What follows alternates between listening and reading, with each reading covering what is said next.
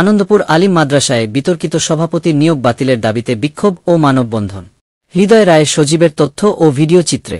নেত্রকোনার কলমাকান্দা উপজেলার ২ নং নাজিরপুর ইউনিয়নের আনন্দপুর আলিম মাদ্রাসার এডহক কমিটিতে জনবিচ্ছিন্ন ও স্বৈরাচারী আওয়ামী দোসর মোট আশাত ইকবালকে সভাপতি নিয়োগ করে প্রজ্ঞাপন জারির প্রতিবাদে বিক্ষোভ মিছিল ও মানববন্ধন অনুষ্ঠিত হয়েছে।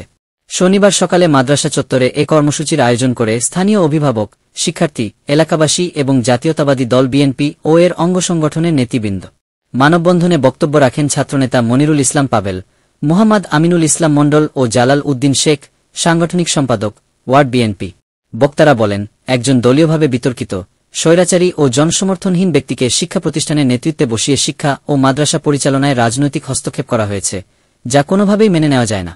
তারা অবিলম্বে ওই প্রজ্ঞাপন বাতিলের দাবি জানান এবং বলেন, প্রয়োজনে আরও কঠোর কর্মসূচি দেওয়া হবে।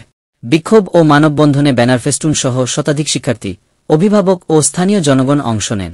৭ নং ওয়ার্ডবাসী মিলে যারা সিলেক্ট করেছে ইংরেজ ভাইকে, ইংরেজ ভাই সভাপতি আসুক, আমরা তাদেরকে ফুলের মালা দিয়ে বরণ করে নিব। আর আওয়ামী লীগের দূষণরা এখানে আসবে, এটা আমরা চাই না।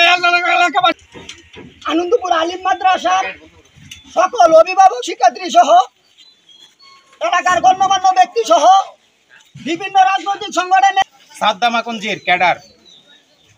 সাদ্দামাকুঞ্জি ছিল সন্ত্রাস এবং এই আওয়ামী লীগ কি সিস্টেম করে এলাকায় মাদুরি করার জন্য, শান্তি শৃঙ্খলা বিশৃঙ্খলা, এই শৃঙ্খলা নষ্ট করে বিশৃঙ্খলা তৈরি করার জন্য তারা সিস্টেমেটিক্যালি সভাপতির নাম আশাদ ইকবাল আসে। আমরা এর বাতিল চাই। এই আওয়ামী লীগের দূষরকে আমরা কোনোভাবেই আনন্দপুর আলিম মাদ্রাসার সভাপতি হিসাবে মানব না, এলাকাবাসী মানবে না। এক দাবি এক দফা, আমরা যোগ্য ব্যক্তিকে সভাপতি হিসাবে আবার দেখতে চাই।